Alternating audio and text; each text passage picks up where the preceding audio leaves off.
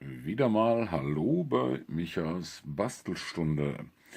Heute bauen wir uns aus einfachsten Mitteln eine Wellblechbude, genauer eine Fernsprechbude, wie sie in Zeiten, bevor es Handys und Zugfunk gab, noch an jedem Hauptsignal zu sehen waren. Als Grundmaterial habe ich hier ein Klötzchen Depafit, aber es ist völlig gleich, was wir da nehmen. Wir können Styrodur oder einen Holzklotz nehmen. Abmessungen ungefähr 12 mal 12 mal 22 Millimeter. Dann brauchen wir ein Streifchen starke Aluminiumfolie. Diese ist 0,6 Millimeter stark, also ungefähr viermal so dick wie die eigentliche Haushaltsalufolie. Unser Streifen hat genau die Breite unseres Klötzchens und ist lang genug, dass er einmal komplett drum gewickelt werden kann. Und letztlich brauchen wir noch ein Plättchen. Das wird das Dach. Das ist ein bisschen größer, vielleicht 13 mal 13 oder 14 mal 14 Millimeter. Pappe oder hier ein Rest Furnierholz.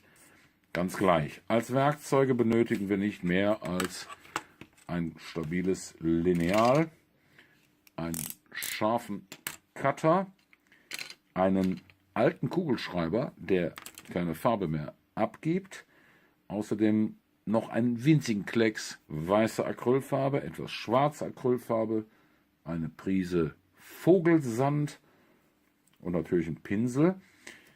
Und wer hat einen Isograph-Stift, der schreibt nämlich auch auf der Folie hier.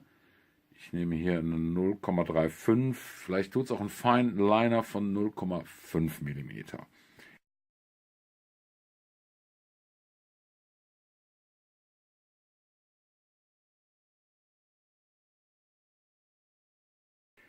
Das ist schon alles, was wir dazu brauchen. Als erstes bauen wir uns mal unsere Wellblechimitation. Ich lege mir hier einen Streifen an der Alufolie auf ein Tüchlein, das ist ein Brillenputztuch, und mit dem alten Kugelschreiber mache ich jetzt schön parallel Kerben in den Alustreifen.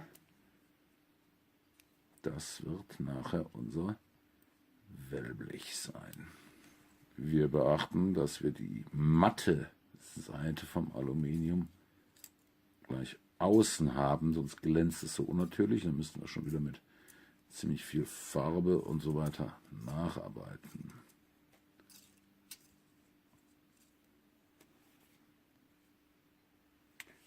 So, den Blechstreifen wickeln wir einmal komplett um unser Klötzchen. Machen uns hier eine Marke. Und da schneiden wir den ab. Auf einer Seite können wir jetzt noch die Türimitation eingravieren. Das machen wir mal ein bisschen freihand.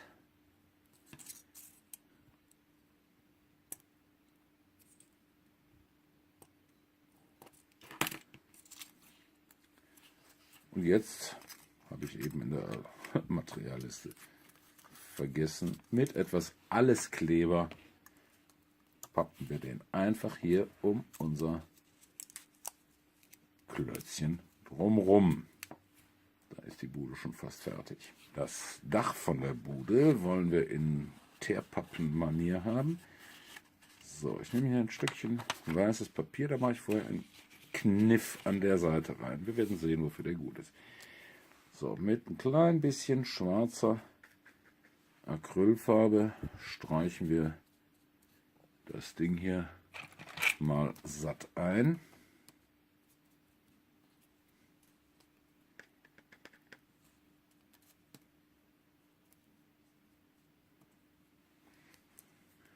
Und dann schütten wir ordentlich Vogelsand drüber. Ein bisschen andrücken. Und jetzt kann man den Rest von dem Vogelsand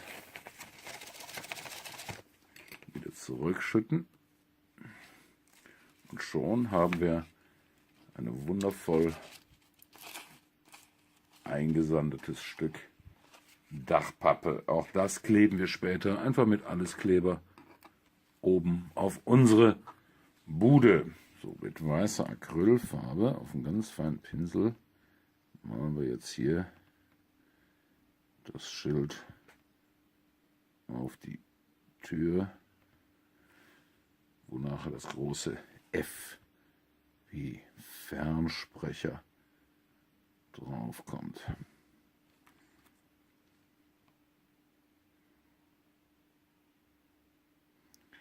So, das war das schon. Wenn die weiße Farbe gut getrocknet ist, können wir mit dem Fineliner noch einen schwarzen Rand auf das Schild malen.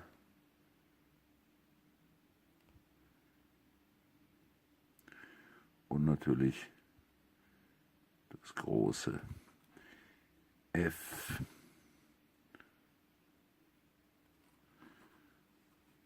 So, das war's schon. Und jetzt noch ein Klecks Kleber unter das Dach.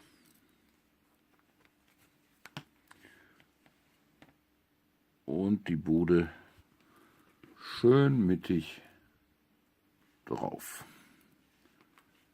Fertig ist unsere Fernsprechbude.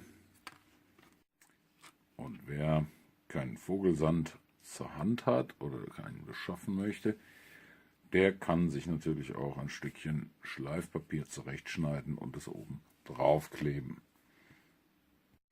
Und wie man sich solch eine Umkleidung für ein altes Märklin Formsignal bastelt,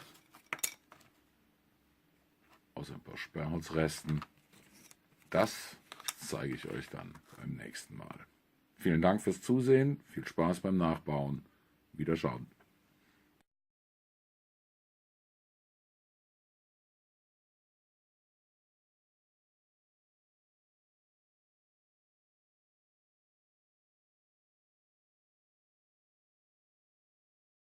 Sie rufen außerhalb unserer Geschäftszeit.